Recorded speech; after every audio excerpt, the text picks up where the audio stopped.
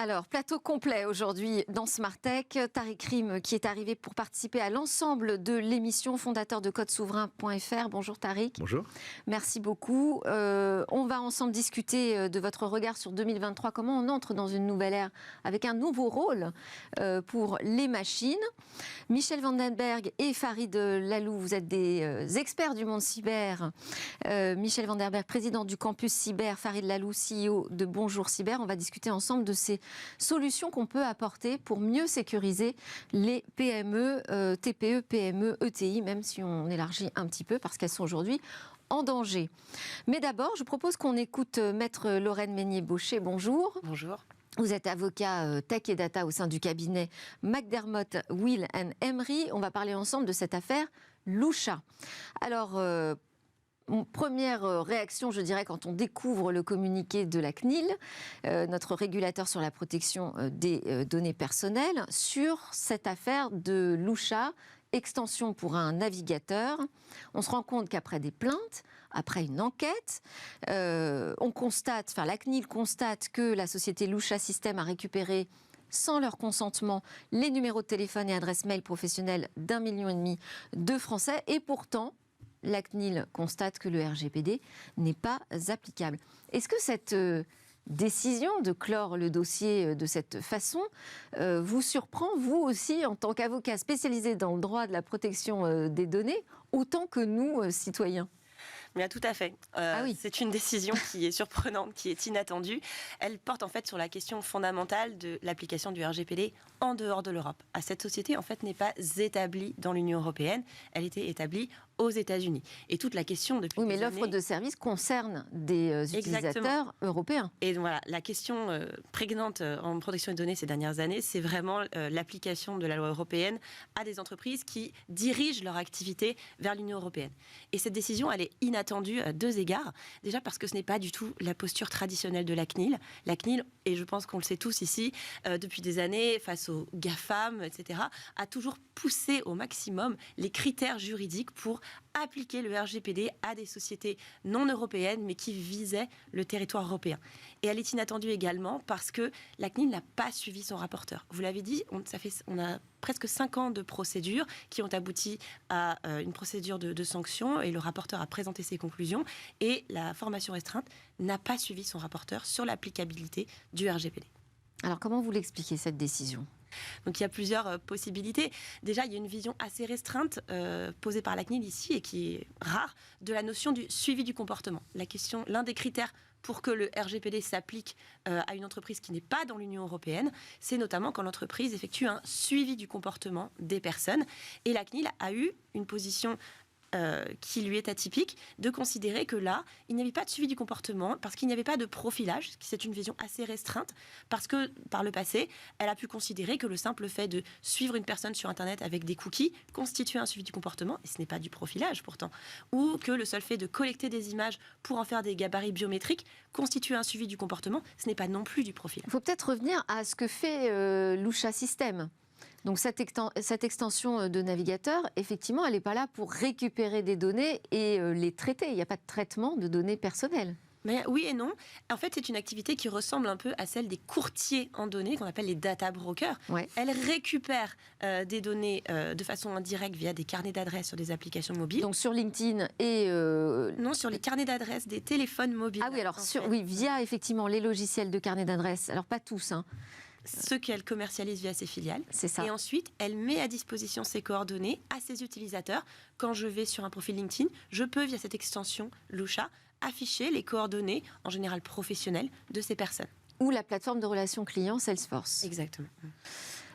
Donc vous nous dites, ça peut quand même s'approcher d'un suivi de comportement. On aurait pu. De quelle façon ? On aurait pu considérer, vu la notion européenne dans le RGPD de suivi du comportement, qui est plus large que la notion de profilage, que une telle opération de revente de données à des fins en fait de mise en contact, de prospection, constitue un traitement en fait global qui est un traitement de suivi du comportement. Alors moi, c'est ce qui m'a interrogée, c'est sur la finalité.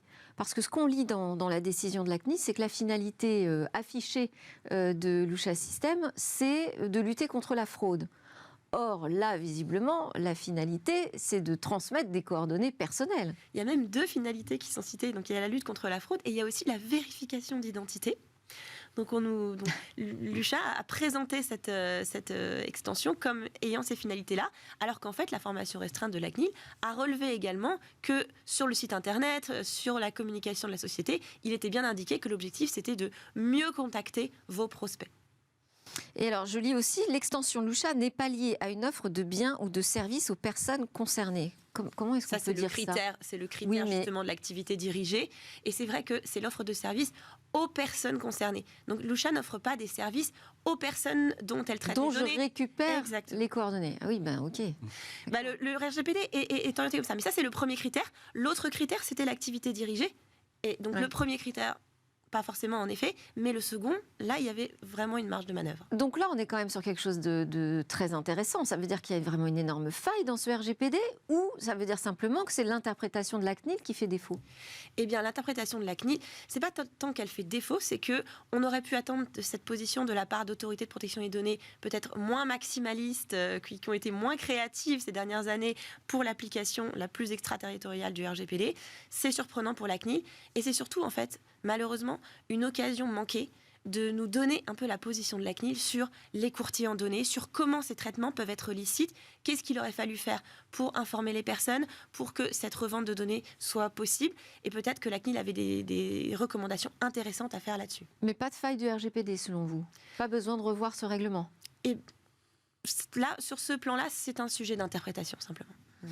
Et quelles sont les conséquences selon vous d'une telle décision de la CNIL ?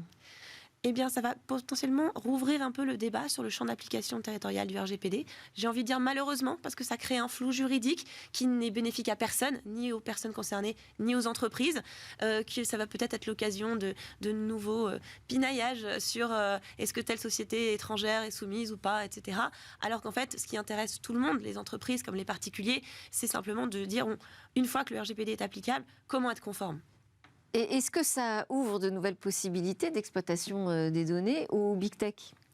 Des possibilités d'exploitation, pas nécessairement, mais peut-être en effet des possibilités d'argumenter que le RGPD ne leur est pas applicable dans certains cas. Une réaction, Tariq Krim ? En fait, on vient de parler de 2 sujets qui sont importants. Je pense que le sujet des data brokers, qui est l'un des sujets principaux en fait dans la collecte des données. On parle souvent des GAFAM, mais on oublie que les data brokers sont au cœur de Ils vivent dessus, oui. Puis la deuxième chose, c'est qu'effectivement, une des choses qu'on espérait avec le RGPD, c'est que l'Europe avait créé en fait une forme de loi extraterritoriale de façon un peu à étendre sa vision de l'Internet. Et là, effectivement, on se rend compte que c'est soumis à interprétation. Est-ce qu'on peut imaginer que la décision de la CNIL soit revue à un niveau plus européen ? Mais il faudrait qu'il y ait une association ou ce genre d'organisme. Donc il faudrait qu'il y ait une nouvelle plainte qui soit déposée ? Il pourrait y avoir des possibilités de faire remonter le sujet à nouveau, oui. Très bien. Vous voulez réagir sur ce sujet ? Parce qu'on est en plein dans des questions de cybersécurité.